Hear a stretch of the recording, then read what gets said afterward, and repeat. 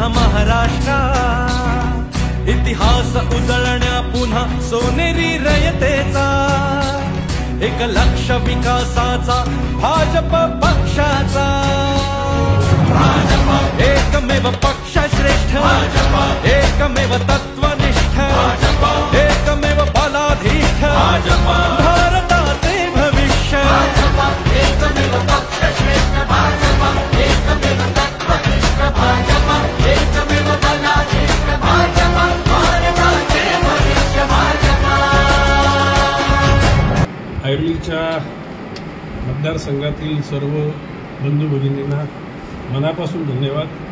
त्यांनी मी मागितलेला आशीर्वाद दिला आणि मागच्या वेळेला मला 78,000 लीड होता, यावेळेला तो 90,000चा लीड त्यांनी दिलेला आहे। एकूणच वातावरण पाहता अटीतटीची होईल असं वाटलं होतं, अपक्ष उमेदवार देखील समोर होते, सगळा उमेदवार नव्हता, पण जसजशा निवडणुका जवळ येत गेल्या तसतसं वातावरण थोडं वेगळं होतं, काय म्हणाल एकूण?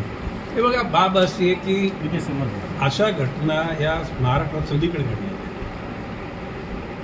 म्हणजे काय नवं नाही, आणि हे अशा प्रकारचं वातावरण होईल किंवा करतील हे मला 2 वर्षापासून माहिती, आणि त्याची जाणीव असल्या कारणानंच आम्ही सर्व तयारी केली।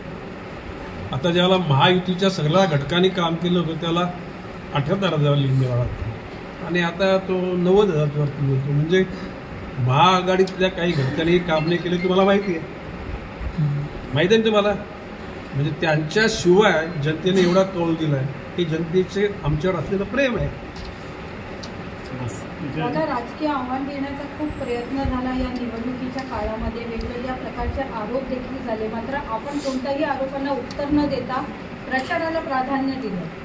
हे बघा, मी पहिल्या दिवसापासून सांगितलं होतं की माझ्यावर प्रेम करणाऱ्या कुठल्याही कार्यकर्त्यांना हितचिंता का नाही, समोरच्या कुठल्याही उमेदवाराला अजिबात दुसरं देऊ नका, त्याने आरोप केला त्याला देऊ देत, आरोप करू द्यात, त्याला कुठल्या पक्षाने आरोप केला तर त्या पक्षाला उत्तर देऊ नका। आपण काम केलेलं आहे, आपण करतो आणि आपण करणार आहोत, त्याच्यामुळे जनतेचा विश्वास आपल्यावर आहे आणि तो जनतेने विश्वास दर्शवलेला आहे, आणि त्याबद्दल मला आनंद आहे।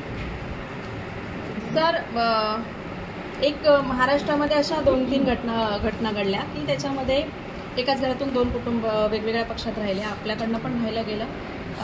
संदीप नाईक हे देखील अगदी विजयाच्या जवळ होते आणि निसटता विजय त्यांचा झालेला आहे, त्यांनी पुन्हा रिकाउंटिंगची मागणी देखील केलेली, काय म्हणाल त्या?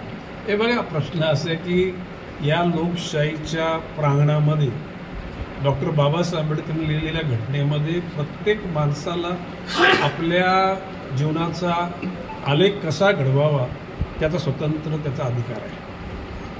आता मी मागे म्हटलं होतं की मी वयाच्या जास्त 21 वर्ष पूर्ण केली होती, त्या कालखंडात मी काँग्रेसच्या विरुद्ध या ठिकाणी जिल्हा परिषदची निवडणूक लढवली होती। मला माझ्या कुटुंबाने त्या क्षणाला काही मदत नाही केली, परंतु कुटुंबाने माझा काही दुस्वास केला नाही, कुटुंबाच्या मध्ये मी राहिलो, वावरलो आणि मोठा झालो।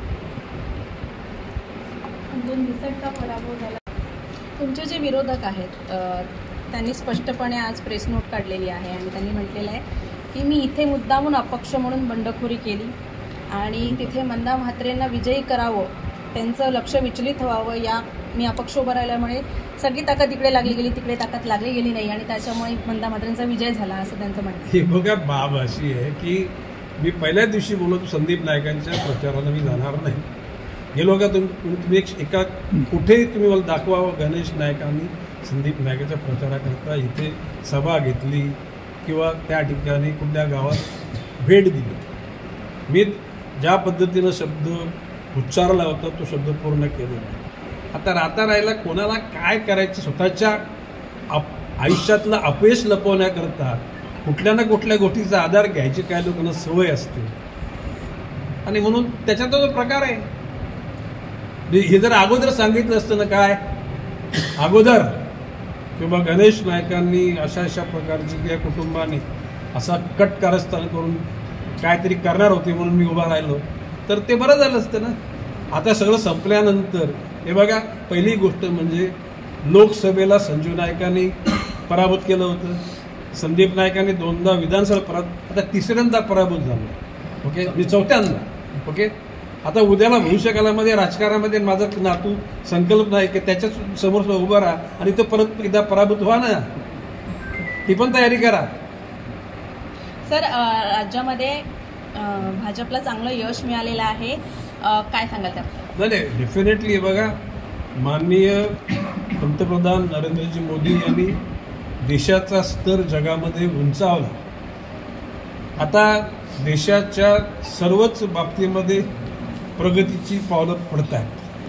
म्हणजे शेतकऱ्यांच्या करता चांगल्या योजना, विद्यार्थ्यांकरता, महिलांकरता, उद्योगाकरता रस्ते फार मोठ्या प्रमाणामध्ये वाढले, ब्रिजेस वाढले, ट्रेन वाढली, मेट्रो वाढली, ऊर्जा उत्पादनाचं एकूण प्रमाण वाढलं आणि सकारात्मक वाटचाल देशाची होत आहे. आणि त्याचे परिणाम म्हणून महायुतीला यश आलेलं आहे. आणि मी आपल्याला बोललो पण होतो की महायुतीचं राज्य या राज्यामध्ये येईल.